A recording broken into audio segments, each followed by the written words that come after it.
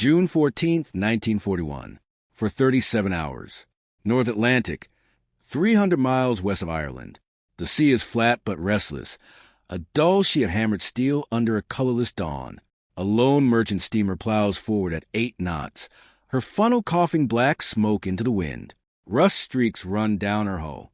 Her name, crudely painted on the bow, reads SS Maple Crest. On her bridge, the captain squints through salt-streaked binoculars. His beard is untrimmed. His jacket is frayed at the cuffs. He looks every inch a tired civilian master hauling cargo through hostile waters. But below deck, Royal Navy gun crews wait in silence. The men of the disguised Q-ship stand pressed against concealed bulkheads. Their 4-inch naval guns sit hidden behind false cargo crates hinged on steel pivots. Depth charges rest in racks beneath tarpaulins labeled agricultural machinery. The white ensign is folded carefully beside the signal locker, ready to be raised in one violent motion. A lookout whispers from the port wing. Periscope, bearing green, 20. The word travels down the voice pipe like a pulse. Periscope, you can feel it in your chest. Somewhere beneath that calm Atlantic surface, a German U-boat commander studies the slow, vulnerable freighter through Zeiss optics. He sees a straggler. No escort. No zigzag pattern. Easy tonnage. In the control room of U-96, Oberleutnant Zur C. Karl Brenner narrows his eyes. The silhouette matches merchant registry outlines. Single stack. Midship's bridge. Lightly loaded by the look of her draft. He gives the order. Rohr 1 klar. Tube 1 ready. The torpedo crew floods a bow tube. The boat angles upward to attack depth. Electric motors hum softly. The Atlantic presses against steel.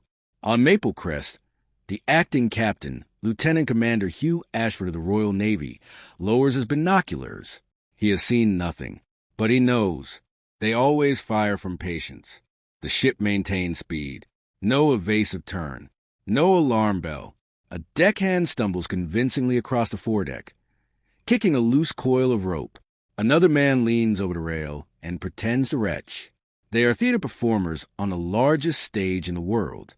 Below the waterline, compressed air hammers forward.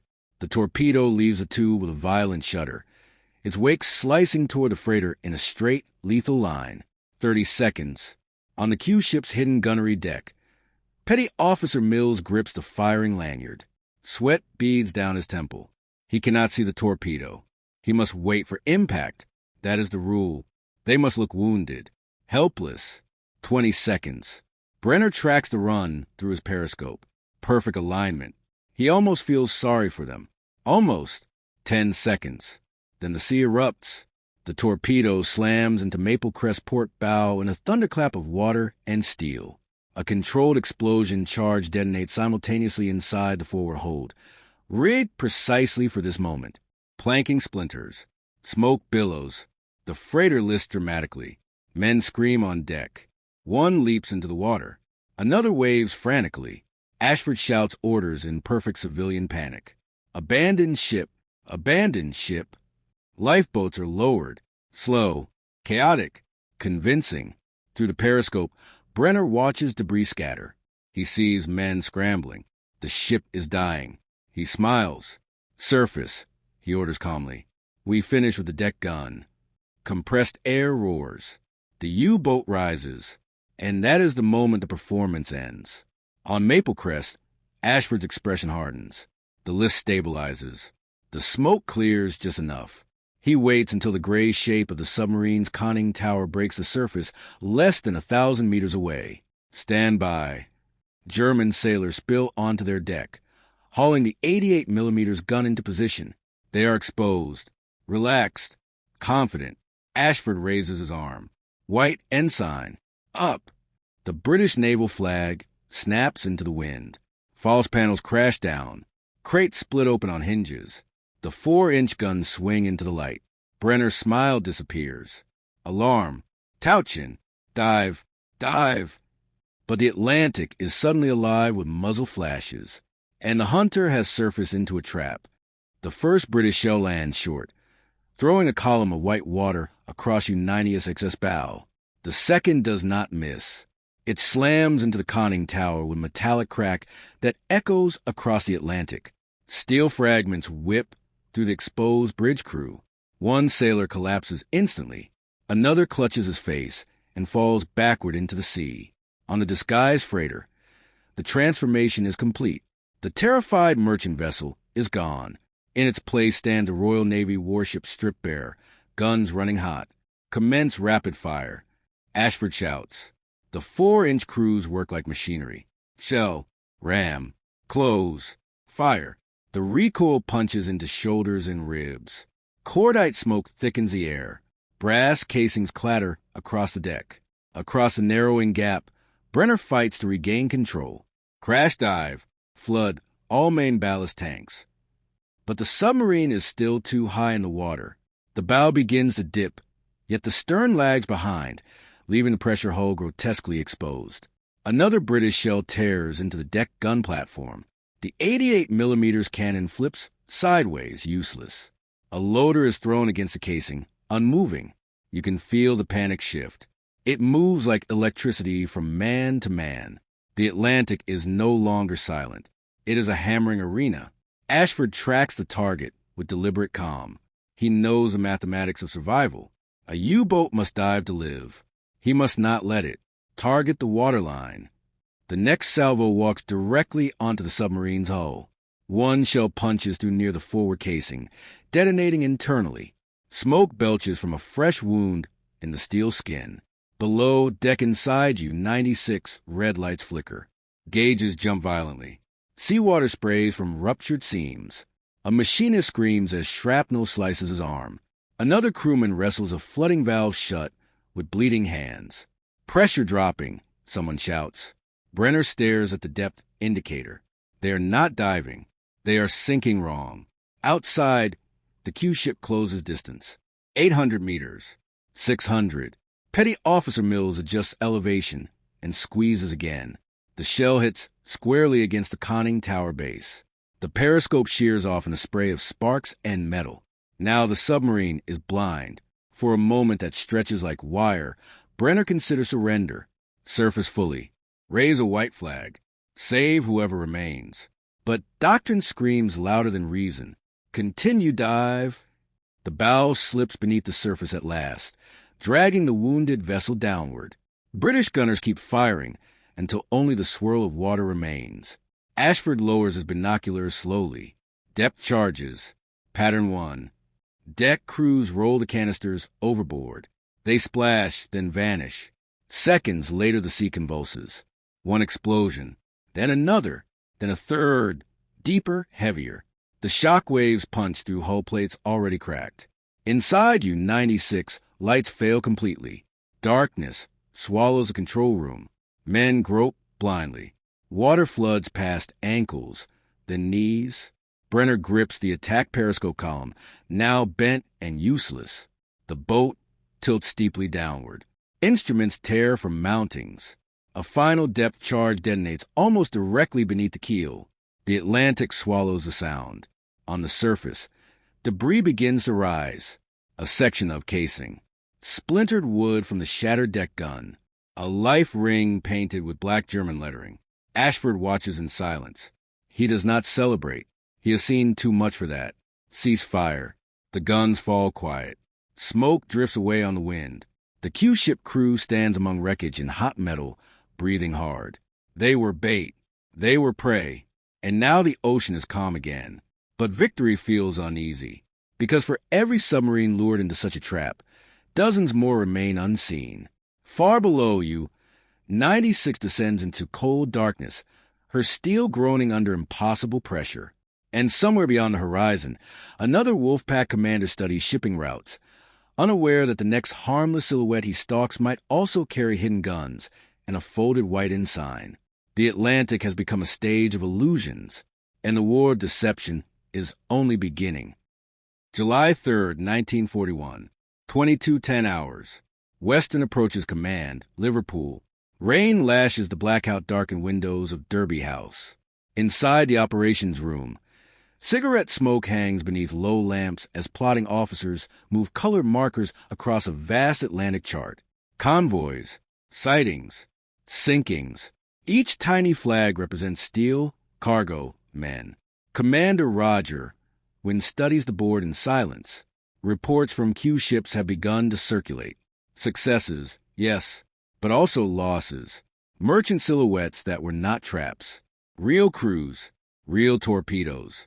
Deception is working, but so is the enemy. Across the table, a young intelligence officer slides forward a file stamped most secret. Inside are reconnaissance sketches of German U-boat tactics, radio intercept summaries from Bletchley Park, and silhouettes of disguised British vessels. The strategy is evolving. Q ships alone are not enough. The Kriegsmarine has grown cautious.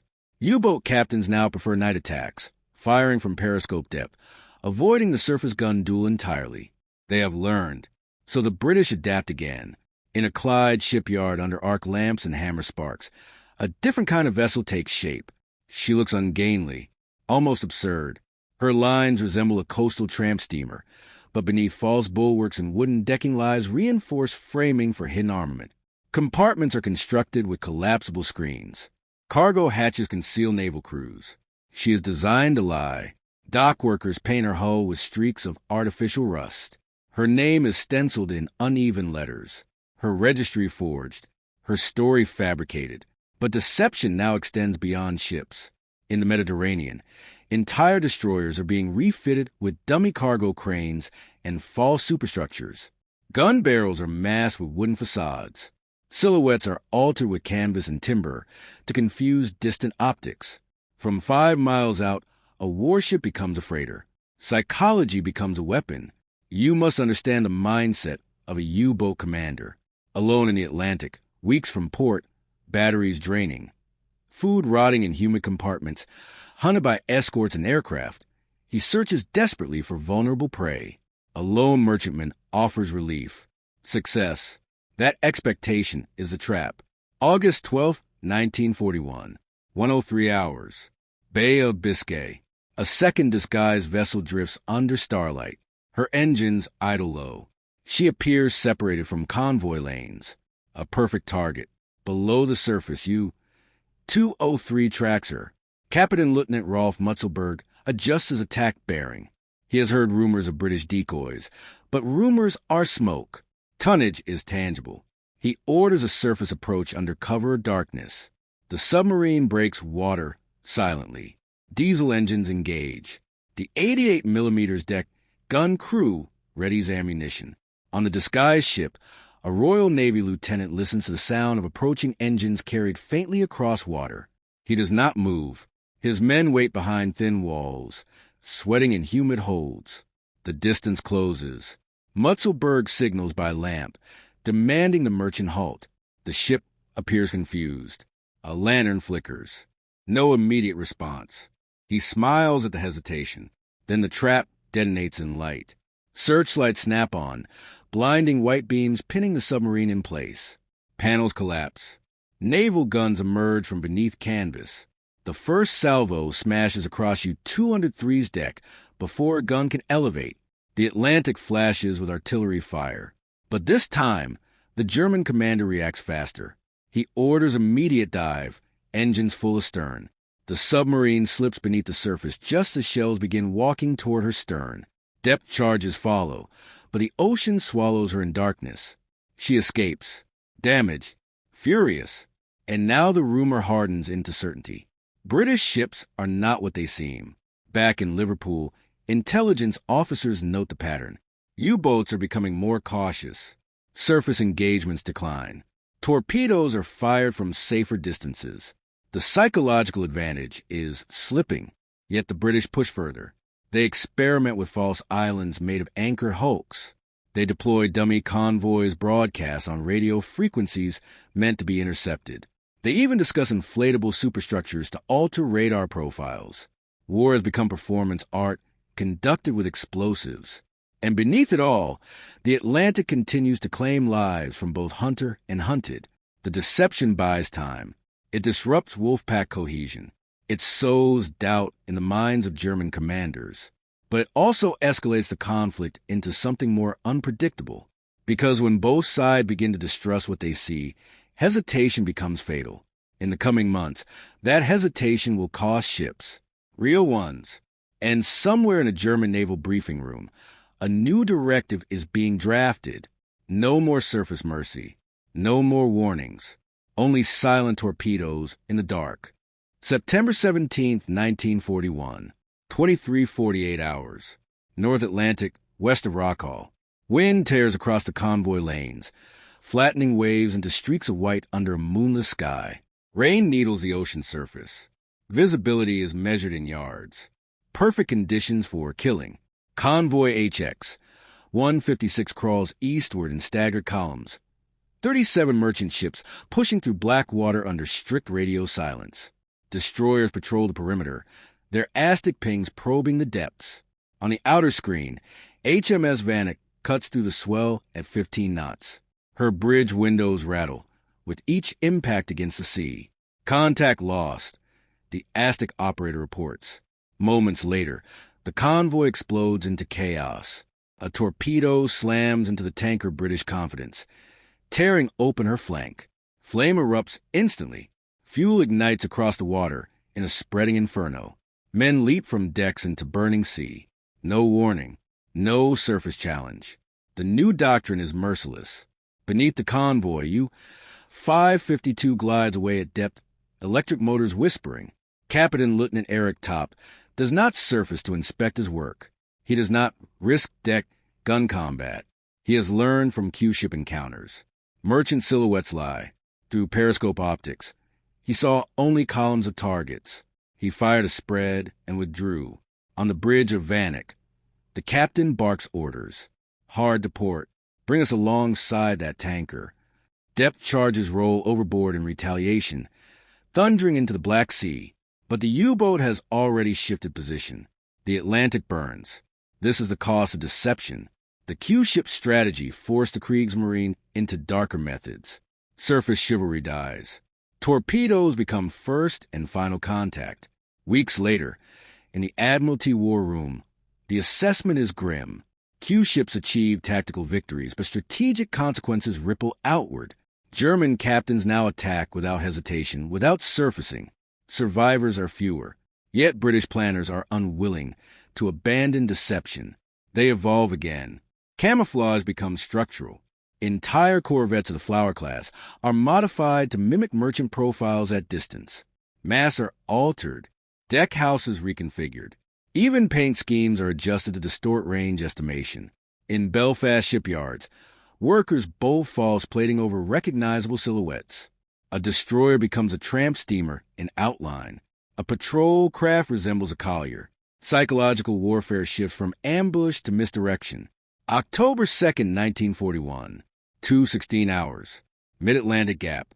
A lone vessel drifts beyond effective air cover, appearing separated from convoy lanes.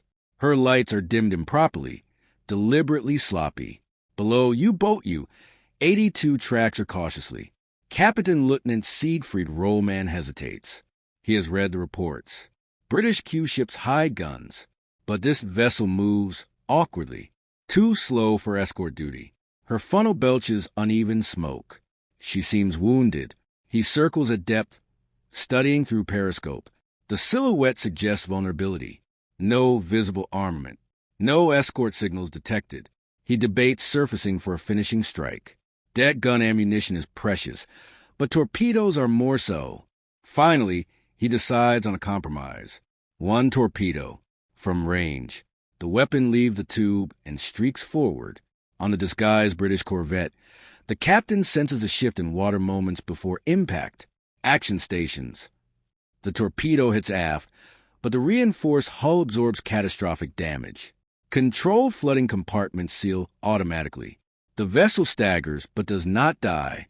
Within seconds, her transformation is revealed. Hidden guns elevate from concealed housings. Signal flares arc upward, summoning distant escorts. Rollman sees the muzzle flashes and curses. He dives. Depth charges follow in relentless patterns. Explosions shaking the ocean into white violence. Bulkheads creak. Instruments rattle. This time, the submarine barely escapes, limping with damage-trimmed tanks and failing batteries. Above, The disguised corvette survives, smoke trailing but guns intact. The Atlantic has become a chessboard where pieces disguise themselves before striking. Yet the escalation continues. Because deception has limits, it cannot protect every convoy. It cannot guard the vast emptiness between air patrol ranges. And in Berlin, Admiral Karl Donat studies sinking reports with cold precision, his wolf packs. November 9th, 1941. 1822 hours. Arctic Circle off the coast of Norway. Twilight bleeds into polar darkness as a solitary mass looms against the horizon. It does not resemble a ship. It looks like rock, jagged, immobile, a small island where no island should be. Snow dusts its uneven silhouette. Wind howls across its blackened shape. But the island is steel. Beneath wooden framing and canvas stretched over scaffolding, a Royal Navy armed merchant cruiser lies at anchor, engines idling low to mask vibration. Timber has been arranged to mimic cliffs. Nets drape the sides, dusted with crushed limestone for realism. Even false seabird shapes are mounted along the upper ridges. It is deception elevated to absurdity. Inside, the crew moves carefully through cramped compartments constructed behind false rock faces. Naval guns sit hidden behind hinged panels disguised as stone. Searchlights are assessed within artificial crevices. They wait. German reconnaissance aircraft have reported a new landmass in this fjord approach. The report caused confusion. Charts show nothing. Coastal patrols remain uncertain. Confusion is the objective. 3 miles offshore, U-boat U-451 approaches submerged. Captain Lieutenant Gunther Saalbach studies the anomaly through his periscope. He adjusts focus. An island? Impossible. He circles slowly, suspicious. His orders of patrol convoy approaches, but curiosity draws him closer. The shape does not move. Waves break naturally against its outline. It appears genuine, yet something feels wrong. He debates surfacing to investigate. Inside the disguised vessel, Commander Philip Cartwright listens to hydrophone reports relayed from hidden listening posts along the hull. A submarine is near, bearing consistent, distance closing. He nods once. Maintain position. No movement. No reveal. The trap requires patience. Saalbach finally surfaces at twilight. Diesel engines rumbling as the submarine rises into frigid air. He studies the island through binoculars. Snow whips across his deck.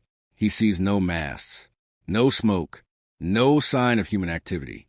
But he does notice something else. A faint ripple along what should be solid rock. A line too straight. Before he can process it, the island explodes into light. Panels drop away from its cliff face. Naval guns swing outward in synchronized motion. Searchlights snap on, blinding beams slicing through snow and darkness. The illusion shatters. The first shell strikes near U-451's bow, sending icy spray across the deck. The second punches into the casing, shredding railing and antenna. Saalbach dives to the hatch. Alarm! Dive! Crew scramble below as gunfire rains down. Cartwright orders sustained fire. The hidden cruiser unleashes a barrage from concealed emplacements, the Arctic fjord flashing with artillery. But Arctic waters are deep and forgiving to submarines. U-451 slips beneath the surface before fatal damage can be inflicted.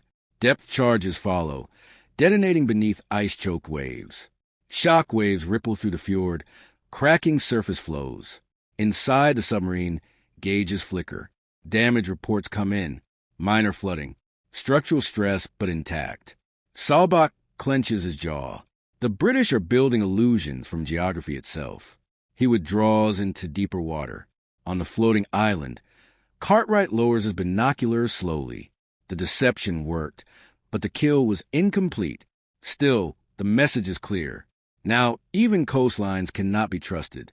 Reports of the Arctic incident spread quickly through Kriegsmarine channels.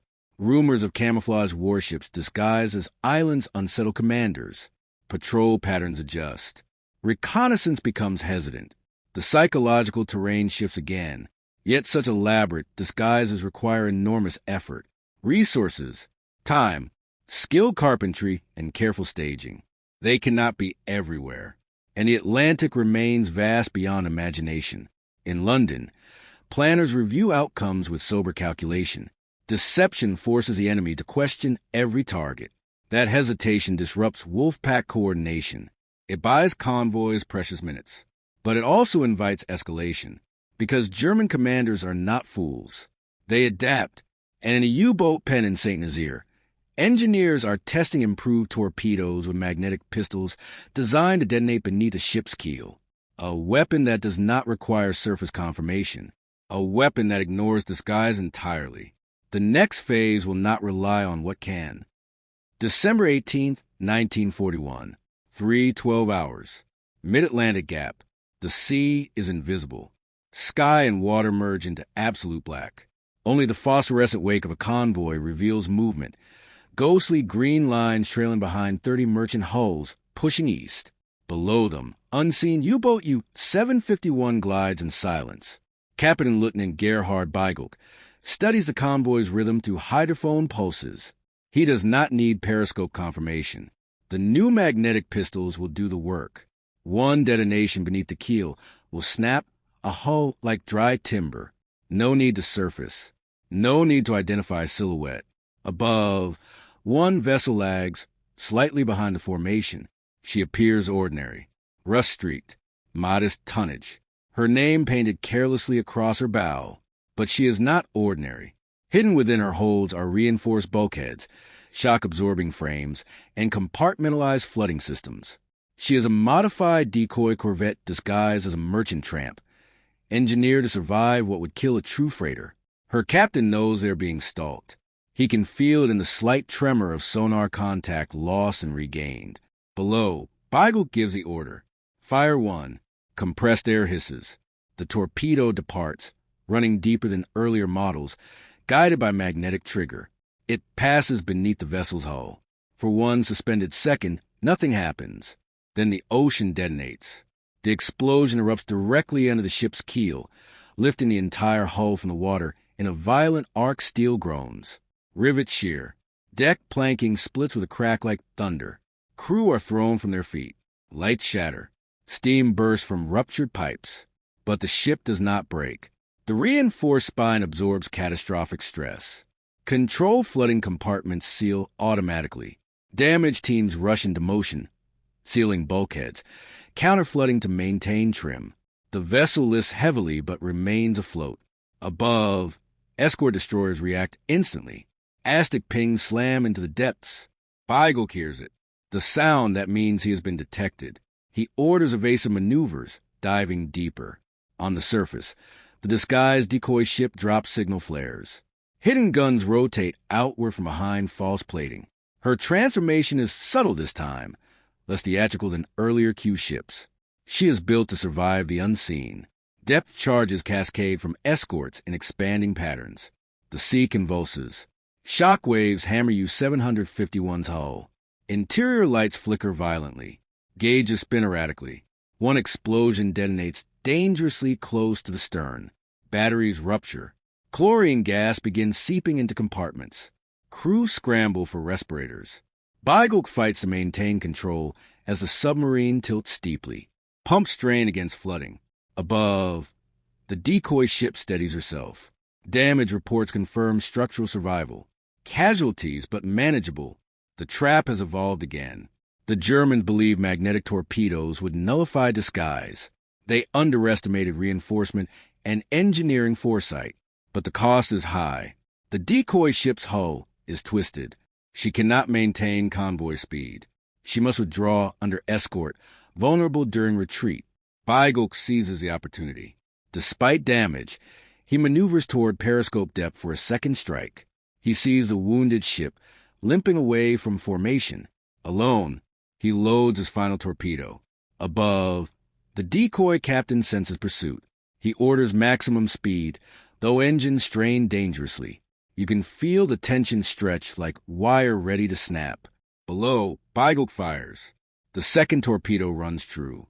This time, the decoy cannot absorb the blast fully. The explosion tears open midships compartments beyond repair. Water floods in unstoppable torrents. The ship begins to settle bow first into the Atlantic. Her captain orders abandonment. Crew pour into lifeboats under freezing spray. Escort destroyers close in, but they cannot save the hull. U-751 dives again, battered but alive. The ocean swallows a decoy. In London, the report will be analyzed coldly. The reinforcement strategy proved partially effective. It delayed destruction. It forced detection. It nearly killed the hunter. But nearly is not victory. The Atlantic remains unforgiving. And deception, no matter how elaborate, cannot guarantee survival against a patient enemy adapting in parallel. The war beneath the keel has entered a phase where engineering competes with innovation, and every adjustment on one side triggers evolution on the other. Above all, one truth hardens across both fleets. Nothing at sea is what it seems, and the next encounter will push deception further than either navy expects. February 14, 1942, for 27 hours, Western Atlantic, off Cape Hatteras. A cold mist hangs low over Blackwater as a coastal convoy creeps north under dim navigation lights. The American coastline is a faint shadow to the west. Offshore, tankers and cargo steamers move in uneasy silence, their decks slick with spray. Operation Bodyguard had begun. German U-boats now prowl American waters with brutal efficiency. Cities along the coast still glow at night, silhouetting ships in perfect outline. Targets have never been easier. Among the convoy sails a vessel that looks tired and unremarkable. Her paint is faded. Her hull carries streaks of rust and salt scars. A small American flag flutters at her stern. She is not American. Beneath the disguise lies a British auxiliary cruiser transferred quietly across the Atlantic. Her orders are simple. Appear vulnerable. Draw fire. Survive long enough for escorts to triangulate. Below the surface, U-123 moves in. Captain Lieutenant Reinhard Hartigan observes the convoy through periscope. He has already sunk multiple ships along this coast. Resistance has been minimal. Confidence rides high in his control room. He selects a straggler. A torpedo leaves a tube. On the disguised cruiser, sonar operators detect the faint approach seconds before impact. Brace. The explosion slams into her port side, tearing open plating and flooding lower compartments. But internal reinforcement holds. Damage control teams seal bulkheads immediately. Pumps roar into life. She slows but does not sink. Hartigan watches, puzzled. A hit that should have broken her back has merely staggered her. He prepares a second torpedo. Before he can fire, the merchant ship reveals herself. Panels drop. Twin naval guns swing outward from concealed housings. Signal rockets flare into the sky. Red streaks against the mist. Hartigan curses. He orders evasive maneuvers and dives. But American destroyers, newly alerted and eager to prove themselves, converge on the coordinates. Aztec beams slice downward. Depth charges thunder in relentless sequence. Inside U-123, lights flicker violently. Equipment crashes from shelves. One detonation hammers a hull so hard that gauges shatter. Hartigan clings to composure. He has survived worse. Yet this time something shifts. One depth charge detonates dangerously close to the pressure hull's midsection. A seam splits. Seawater sprays inward in violent jets. Crews scramble to contain flooding, but the breach widens. Above, the disguised cruiser steadies herself despite severe damage. Smoke rises from her wound, but guns remain trained on the water, waiting for any sign of surfacing. Below you, 123 tilts sharply. Pumps strain. Batteries short-circuit. Chlorine gas begins forming again, sharp and suffocating. Hartigan faces a decision every submarine commander dreads. Remain submerged and risk implosion, or surface into enemy guns. He chooses a surface. The submarine bursts through waves amid steam and smoke. Immediately, naval guns open fire. Shells slam into the conning tower and deck casing. Crew attempting to man the anti-aircraft gun are cut down instantly. Hartigan orders abandoned ship. Men leap into freezing Atlantic water as their vessel lifts heavily. The disguised cruiser watches as the submarine slips beneath the surface stern first, vanishing into gray mist. For the first time along the American coast, a U-boat has been decisively destroyed by deception and coordinated response. But victory carries cost. The cruiser's hull is compromised beyond immediate repair. Casualties line her deck. She will require months in dry dock. News of the sinking spreads quickly through Allied command. Morale lifts. Deception has drawn blood. Yet in German headquarters, the loss is analyzed with cold precision. Donis understands that coastal operations now face resistance. He orders tactical adjustments. Wolf packs will regroup farther offshore. New radio discipline protocols are implemented. The Atlantic war is stretching wider, deeper, more complex. Deception succeeded this night, but it did not end the threat. Because for every submarine destroyed, more slide from fortified pens along the French coast. Their crews hardened, their commanders wary, their torpedoes improved. The ocean remains vast enough to hide both hunter and trap. And soon, technology itself will begin to eclipse disguise as a decisive factor. Radar, long-range aircraft, code-breaking. The era of painted illusions is nearing its limit. But one final gambit waits in the wings, a deception so audacious it will test the nerve of both fleets. May 1st, 1943, 1:03 hours. Bay of Biscay. Low clouds suffocate the moon. The Atlantic rolls in heavy, metallic swells. Off the French coast, a solitary vessel drifts westward, limping as though wounded. Her superstructure appears scorched. One lifeboat hangs crooked from broken davits. Smoke trails faintly from her funnel. She looks finished. She is anything but. This ship is the final refinement of years of deception. A British sloop stripped and rebuilt to resemble a torpedoed freighter struggling for survival. False blast scars have been welded into her hull. Sections of railing are intentionally twisted. Oil is released intermittently to simulate leakage. Even her radio transmits panicked, fragmented distress signals on open frequency. The bait is irresistible. In the darkness below, U-707 tracks the transmission. Captain Lieutenant Gunther Gregor listens to the crackling distress call through headphones. A crippled freighter alone in the Bay of Biscay is an easy kill. He knows the risks of disguised warships. He has studied the reports. But this one sounds real. Desperate, he orders a cautious approach at periscope depth. Through the lens, he sees the damage, the smoke, the listing angle. No visible escorts. No suspicious silhouettes. Just a dying ship. Gregor decides to conserve torpedoes. He will surface and finish her with the deck gun.